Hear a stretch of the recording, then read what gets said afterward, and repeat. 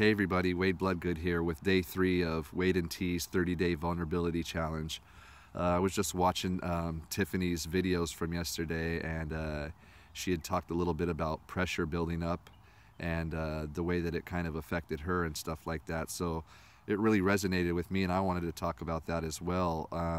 I noticed for me that when I have goals and things that I want to achieve, or I have responsibilities with other people or even with myself that need to be met, there's needs that need to be met that I'm not showing up to, basically a pressure starts to build within me, which is like these emotional feelings, even not even necessarily for me emotional in the beginning, but there's physical feelings that I start to feel like in my chest building up, and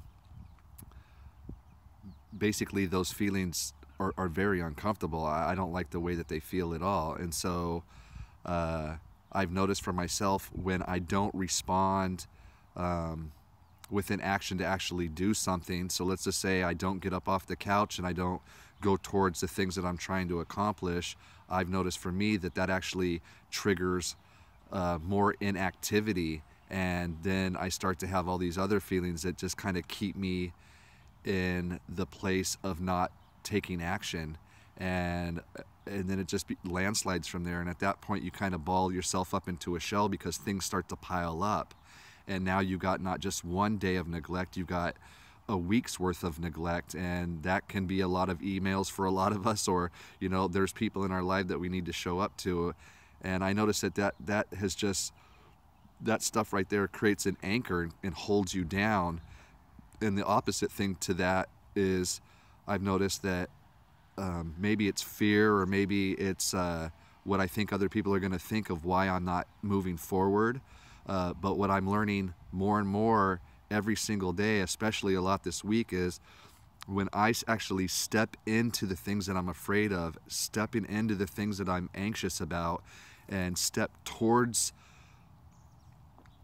the things when that pressure's building, what happens is, within a very short period of time, once I start to gauge in positive action, effective action in the direction of the things that I'm trying to achieve, now I get the opposite effect. This pressure actually alleviates itself completely.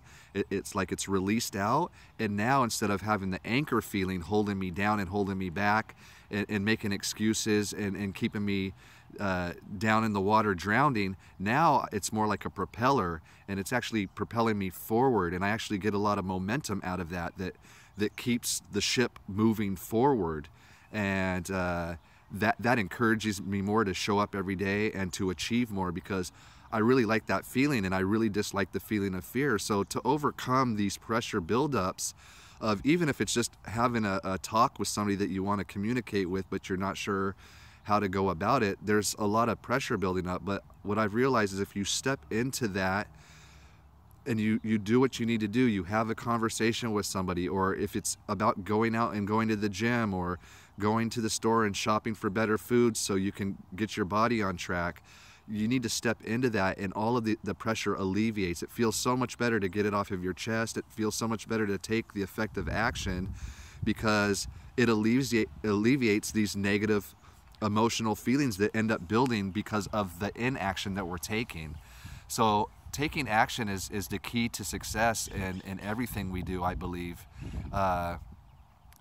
Because if we just sit in one spot, we're not really going to be able to get out there in the world where things are waiting for us, and we're not going to be able to experience anything. It'll just be the same old familiar, and that's what a lot of us are just living. It's just, we're so scared. It's just easier to stay in the deep-rooted, familiar parts of our lives that are really made us so uncomfortable. It's hard for us to even live with ourselves half the time. That's why most of us are unhealthy, mind, body, and spirit, or one way or the other. So I'm just really grateful for this vulnerability challenge, and I was grateful to watch Tiffany's video today because it sparked that up in me, and I wanted to make a video about it very quickly for you guys. So this is my day 3 video, and just thank you guys so much for tuning into these videos and watching me and Tiffany, be vulnerable and share with you guys. And You know, if you guys can relate, please comment below and share your stories, or